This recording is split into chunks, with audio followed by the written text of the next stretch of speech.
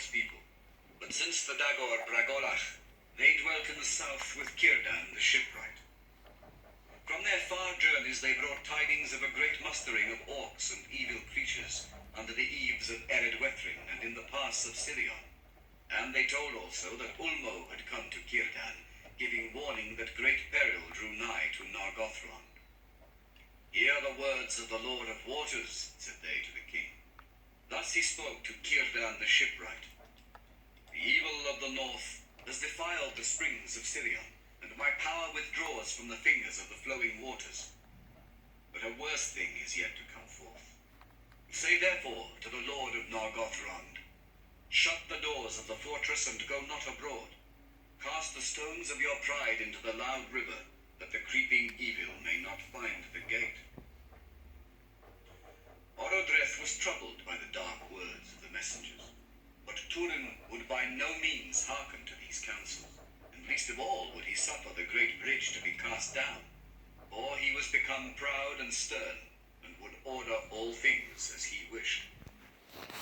Soon afterwards, Handir, lord of Brethil, was slain, for the orcs invaded his land, and Handir gave them battle. But the men of Breth... In the autumn of the year, biding his hour, Morgoth loosed upon the people of Narog the great host that he had long prepared. And Glaurung the Uruloki passed over Anfaudith, and came thence into the north vales of Sirion, and there did great evil.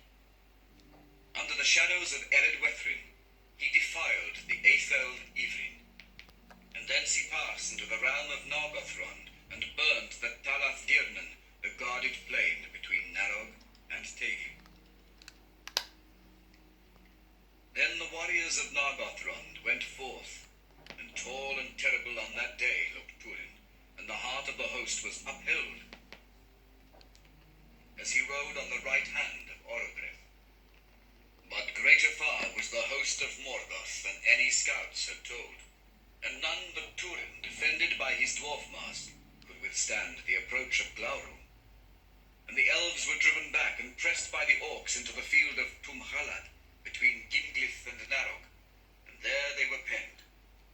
On that day, all the pride and host of Nargothrond withered away. And Orodreth was slain in the forefront of the battle, and Gwyndor, son of Gwilyn, was wounded to the death. But Turin came to his aid, and all fled before him, and he bore Gwyndor out of the rout, and escaping into a wood, there laid him on the grass. Then Gwyndor said to Turin, let bearing pay for bearing. That ill-fated was mine, and vain is thine. For my body is marred beyond healing, and I must leave Middle-earth. And though I love thee, son of Hurin, yet I rue the day that I took thee from the orcs. But for thy prowess and thy pride, still I should have love and life, and Nargothrond should yet stand a while. Now if thou love me, leave me. Haste thee to Nargothrond and save Findwilas, and this last I say to thee, she alone stands between thee and thy doom. If thou fail her, it shall not fail to find thee. Farewell. Then Turin sped back to Nargothrond, mustering such of the rout as he met with on the way, and the leaves fell from the trees in a great wind as they went, for the autumn was passing to a dire winter. But the host of the orcs and Glaurung the dragon were there before him, and they came suddenly, ere those that were left on guard were aware of what had befallen on the field of Tumhalad. In that day the bridge over Narog proved an evil, for it was great and mightily made, and could not swiftly be destroyed, and the enemy came readily over the deep river, and Glaurung came in full fire against the doors of Felagund, and overthrew them, and passed within. And even as Turin came up, the dreadful sack of Nargothrond was well nigh achieved. The orcs had slain or driven off all that remained in arms, and were even then ransacking the great halls and chambers, plundering and destroying. But those of the women and maidens that were not burned or slain, they had herded on the terraces before the doors, as slaves to be taken into Morgoth's thraldom. Upon this ruin and woe, Turin came, and none could withstand him, or would not, though he struck down all before him, and passed over the bridge, and hewed his way towards the captives. And now he stood alone, for the few that followed him had fled. But in that moment Glaurung issued from the gaping doors, and lay behind between Turin and the bridge. Then suddenly he spoke by the evil spirit that was in him, saying, "Hail, son of Hurin, well met." Then Turin sprang about, and strode against him, and the edges of Gurthang shone as with flame. But Glaurung withheld his blast, and opened wide his serpent eyes, and gazed upon Turin. Without fear, Turin looked into them, as he raised up the sword, and straightway he fell under the binding spell of the lidless eyes of the dragon, and was halted moveless.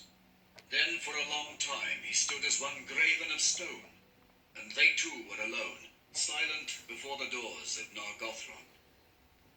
But Glaurung spoke again, taunting Turin, and he said, "Evil have been all thy ways, son of Hurin. Thankless fosterling, outlaw, slayer of thy friend, thief of love, usurper of Nargothrond, captain foolhardy, and deserter of thy kin. As thralls thy mother and thy sister live in Dorlomin, in misery and want. Thou art arrayed as a prince, but they go in rags, and for thee they yearn. But thou carest not for that. Glad may thy father be to learn that he hath such a son, as learn he shall." And Turin, being under the spell of Glaurung, hearkened to his words, and he saw himself as in a mirror misshapen by malice, and loathed that which he saw.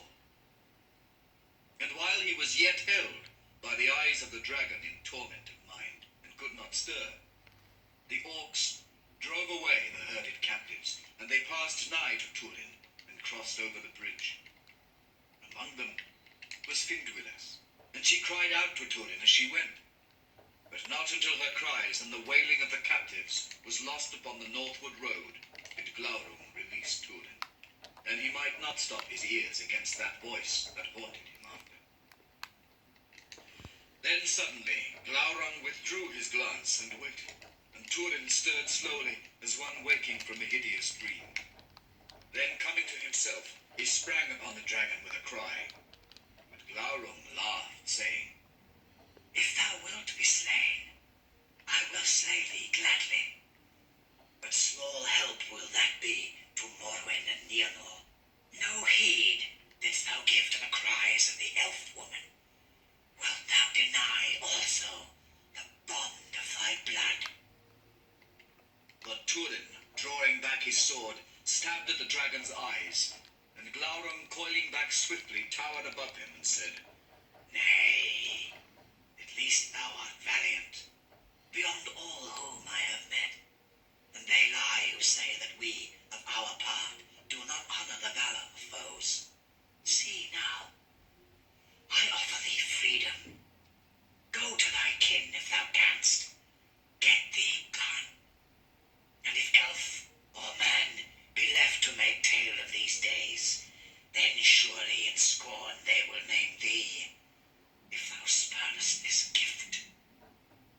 Then Turin, being yet bemused by the eyes of the dragon, as were he treating with a foe that could know pity, believed the words of Glaurung, and turning away he sped over the bridge. But as he went, Glaurung spoke behind him, saying in a fell voice, "Haste thee now, son of Hurin, to Dorlomin, or perhaps the orcs shall come before thee once again. And if thou tarry for Finduilas, then never shalt thou see Morwen again, and never at all shalt thou see Nienor thy sister, and they will curse thee." But Turin passed away on the northward road, and Glaurung laughed once more, for he had accomplished the errand of his master. Then he turned to his own pleasure, and sent forth his blast, and burned all about him. But all the the orcs that were busy in the sack he routed forth, and drove them away, and denied them their plunder, even to the last thing of worth. The bridge then he broke down, and cast into the foam of Narog, and being thus secure, he gathered all the hoard and riches of Felagund, and heaped them, and lay upon them in the innermost hall, and rested a while.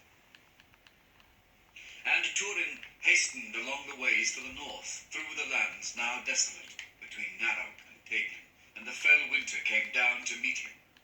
For in that year snow fell ere autumn was past, and spring came late and cold. Ever it seemed to him as he went, that he heard the cries of Findwilas, calling his name by wood and hill, and great was his anguish. But his heart being hot with the lies of Glaurung, and seeing ever in his mind the orcs burning the house of Hurin, or putting Morwen and Nienor to torment, he held on his way, and turned never aside. At last, worn by haste and the long road, for 40 leagues and more had he journeyed without rest, he came with the first ice of winter to the pools of Ivry, where before he had been healed. But they were now but a frozen mire, and he could drink there no more. Thus he came hardly by the passes of Dordlome, through bitter snows from the north, and found again the land of his childhood. Bare and bleak it was, and Morwen was gone.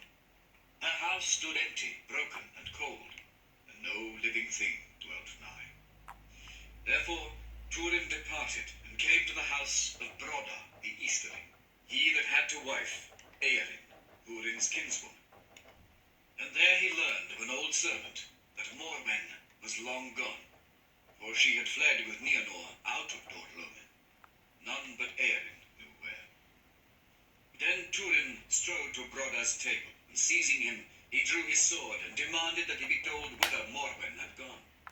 And Eowyn declared to him that she went to Doriath to seek her son. For the lands were freed then from evil, she said, by the black sword of the south, who now has fallen, they say. Then Hurin's eyes were opened, and the last threads of Glaurung's spell were loosed, and for anguish and wrath of the lies that had deluded him, and hatred of the oppressors of Morwen, a black rage seized him, and he slew Broda in his hall, and other Easterlings that were his guests. Thereafter he fled out into the winter, a hunted man, but he was aided by some that remained of Hador's people, and knew the ways of the wild, and with them he escaped through the falling snow, and came to an outlaw's refuge in the southern mountains of Dordlome. Thence Hurin passed again from the land of his childhood, and returned to Sirion's vale.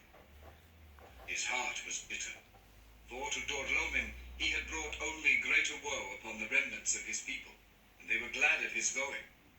And this comfort alone he had, that by the prowess of the black sword the ways to Doriath had been laid open to Morwen. And he said in his thought, then those deeds wrought not evil to all. And where else might I have better bestowed my kin, even had I come sooner? For if the girdle of Melian be broken, then last hope is ended. Nay, it is better indeed as things be. For a shadow I cast wheresoever I come. Let Melian keep them, and I will leave them in peace, unshadowed for a while. Now Hurin, coming down from Ered Wethring, sought for Findwilas in vain, roaming the woods beneath the mountains, wild and wary as a beast, and he waylaid all the roads that went north to the pass of Sirion. But he was too late, for all the trails had grown old, or were washed away by the winter. Yet thus it was that passing southwards down Teglin, Hurin came upon some of the men of Brethil that were surrounded by orcs, and he delivered them, for the orcs fled from Gurthai.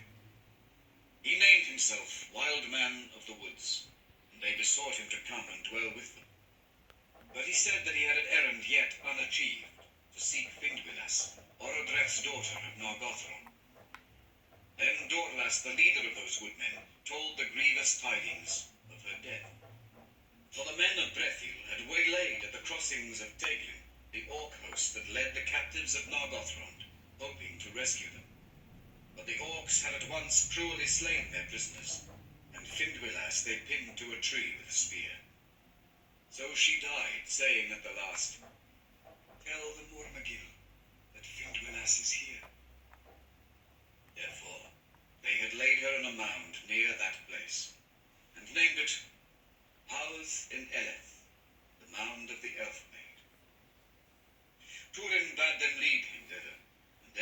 fell down into a darkness of grief that was near death. Then Dorlas, by his black sword, the fame whereof had come even into the deeps of Brethil, and by his quest of the king's daughter, knew that this wild man was indeed the Mormagil of Nargothrond, whom rumour said was the son of Hurin of Dorlomin. Therefore the woodmen lifted him up and bore him away to their homes. Now those were set in a stockade upon a high place in the forest, Efel Brandir, on Amon Ober. For the people of Haleth were now dwindled by war, and Brandir, son of Handir, who ruled them, was a man of gentle mood, and lame also from childhood, and he trusted rather in secrecy than in deeds of war to save them from the power of the north. Therefore he feared the tidings that Dorlas brought, and when he beheld the face of Turin as he lay on the bier, a cloud of foreboding lay on his heart. Nonetheless, being moved by his woe, he took him into his own house and tended him, for he had skill in healing.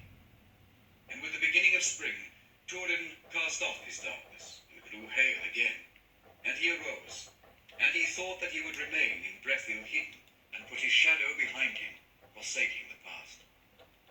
He took therefore a new name, Turandar, which in the high elven speech signified Master of Doom. And he besought the woodmen to forget that he was a stranger among them, or ever bore any other name. Nonetheless, he would not wholly leave deeds of war, for he could not. Now new tidings came to Doriath concerning Nargothrond, for some that had escaped from the defeat in the sack, and had survived the fell winter in the wild, came at last to Thingol seeking refuge. And the march wardens brought them to the king. And some said that all the enemy had withdrawn northwards, and others that Glaurung abode still in the halls of Felagund. And some said that the Mormagil was slain, and others that he was cast under a spell by the dragon, and dwelt there yet, with one changed to stone. But all declared that it was known to many in Nargothrond ere the end, that the Mormagil was none other than Turin, son of Hurin of Dorlomin. Then Morwen was distraught, and refusing the counsel of Meliad, she rode forth alone into the wild to seek her son, or some true tidings of him. Thingol therefore sent Mablon after her with many hardy march lords, to find her and guard her, and to learn what news they might. But Nienor was bidden to remain behind. Yet the fearlessness of her house was hers, and in an evil hour, in hope that Morwen would return when she saw that her daughter would go with her into peril, Nienor disguised herself as one of Thingol's people, and went with that ill-fated riding. They came upon Morwen by the banks of Sirion, and Mablung besought her to return to Menegroth, but she was fair, and would not be persuaded. Then also the coming of Nienor was revealed, and despite Morwen's command, she would not go back. And Mablung perforce brought them to the hidden ferries at the meres of twilight, and they passed over Sirion. And after 3 days' journey, they came to Amon Ethir, the hill of spies, that long ago Felagund had caused to be raised with great labour, a league before the doors of Nargothrond. There Mablung set a guard of riders about Morwen and her daughter, and forbade them to go further. But he, seeing from the hill no sign of any enemy, went down with his scouts to the Narog, as stealthily as they could go. But Glaurung was aware of all that they did, and he came forth in heat of wrath, and lay into the river, and a vast vapour and a foul reek went up, in which Mablung and his company were blinded and lost. Then Glaurung passed east over Narog.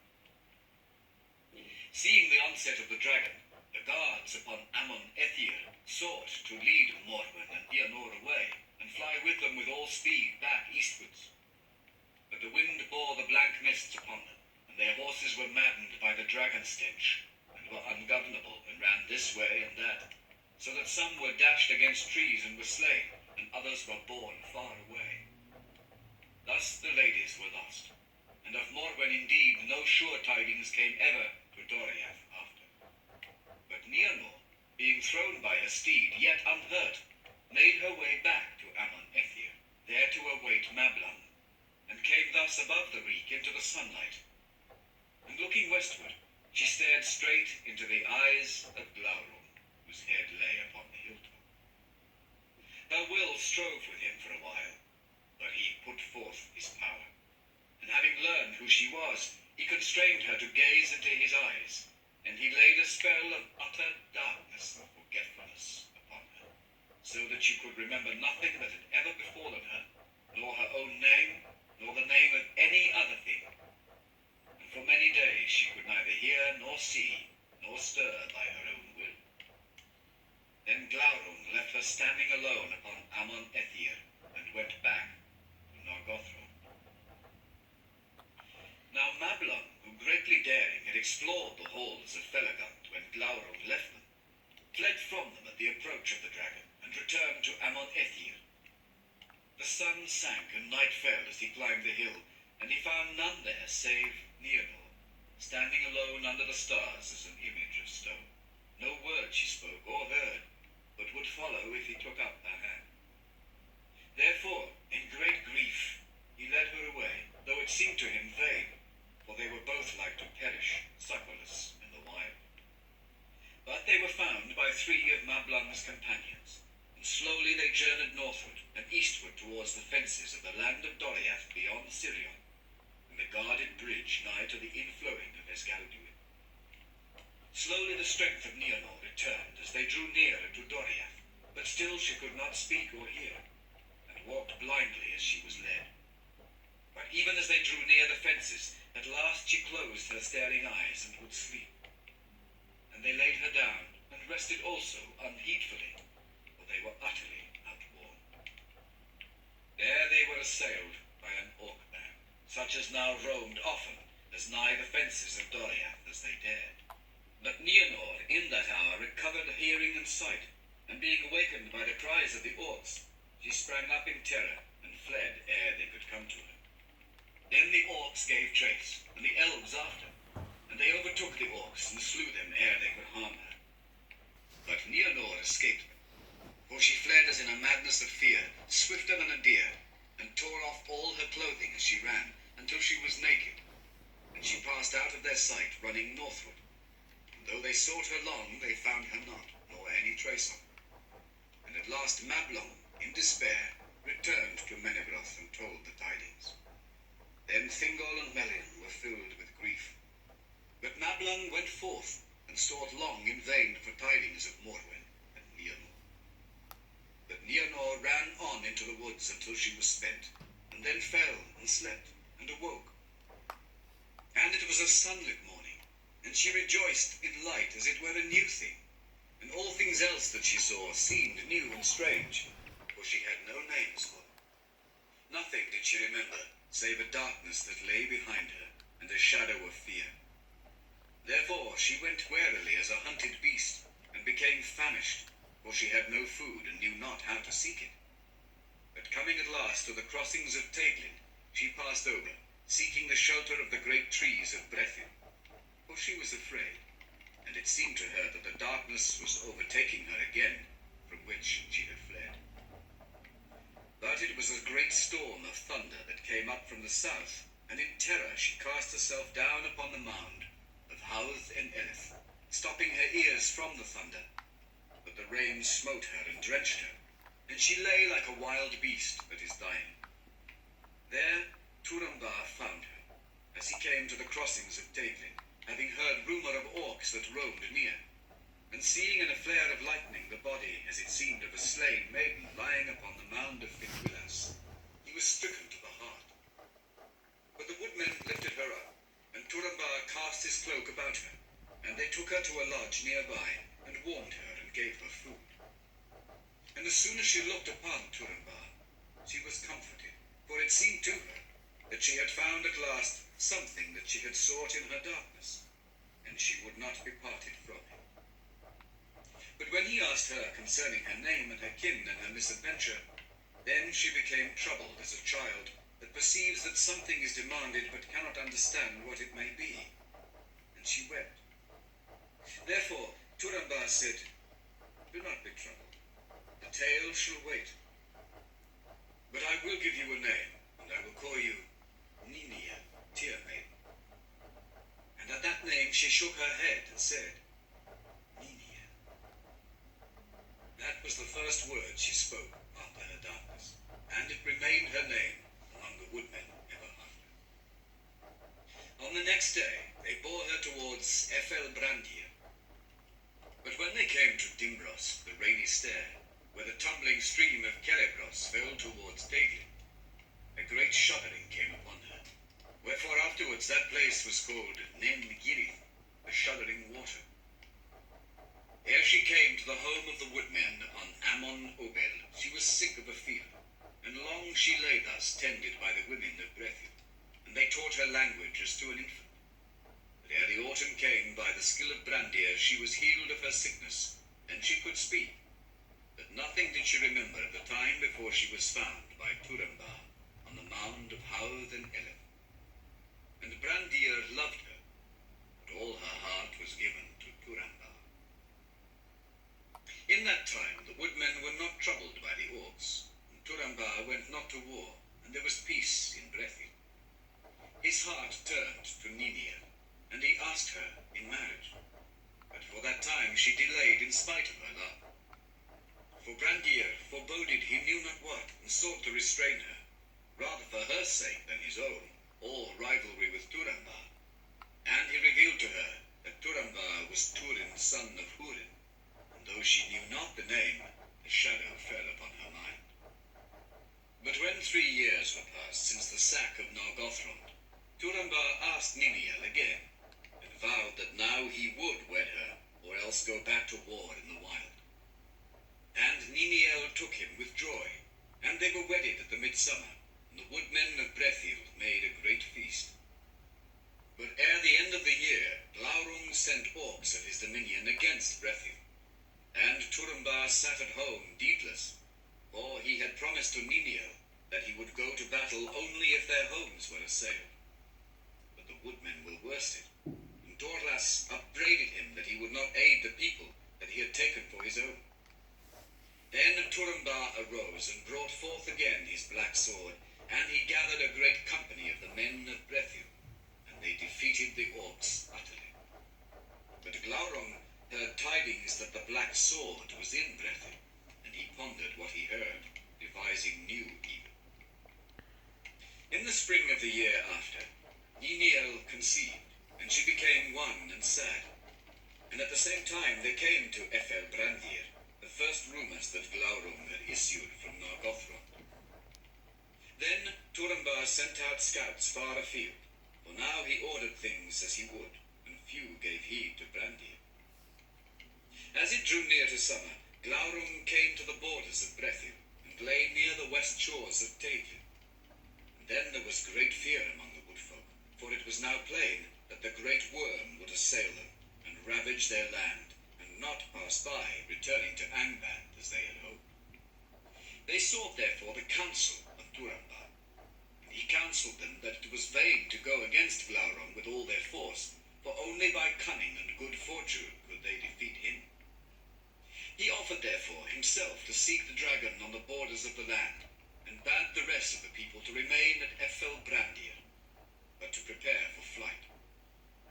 For if Glaurung had the victory, he would come first to the woodmen's homes to destroy them, and they could not hope to withstand him.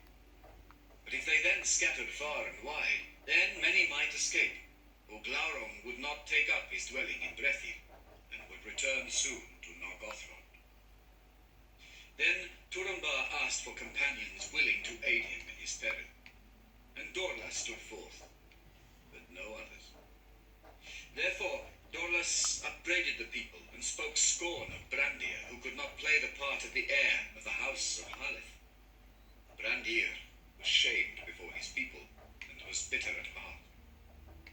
But Hunthor, kinsman of Brandir, asked his leave to go in his stead. Then Turambar said farewell to Niniel, and she was filled with fear and foreboding, and their parting was sorrowful. But Turambar set out with his 2 companions, and went to Girith. Then Niniel, being unable to endure her fear, and unwilling to wait in the Ephel tidings of Turambar's fortune, set forth after him, and a great company went with her. At this, Brandir was filled all the more dissuade her and the people that would go with her from this rashness, but they heeded him not. Therefore he renounced his lordship and all love for the people that had scorned him, and having naught left but his love for Ninian, he girt himself with a sword and went after her, but being lame, he fell far behind.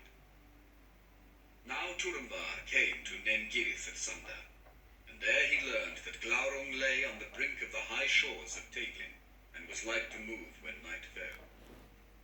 Then he called those tidings good, for the dragon lay at Kabed in Aras, where the river ran in a deep and narrow gorge that a hunted deer might overleap, and Turambar thought that he would seek no further, but would attempt to pass over the gorge.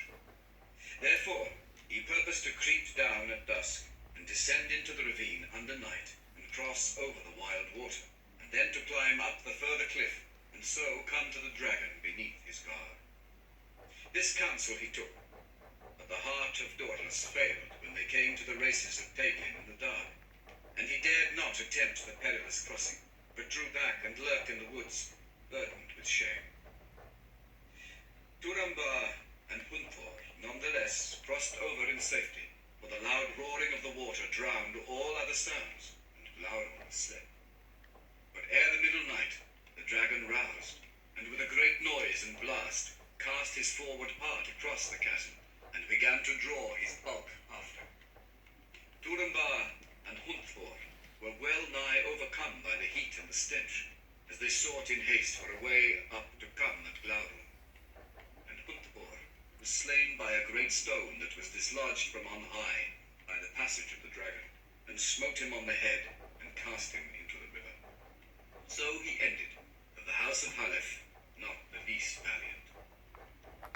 Then Turambar summoned all his will and courage, and climbed the cliff alone, and came beneath the dragon. Then he drew Gurthang, and with all the might of his arm, and of his hate, he thrust it into the soft belly of the worm, even up to the hilts.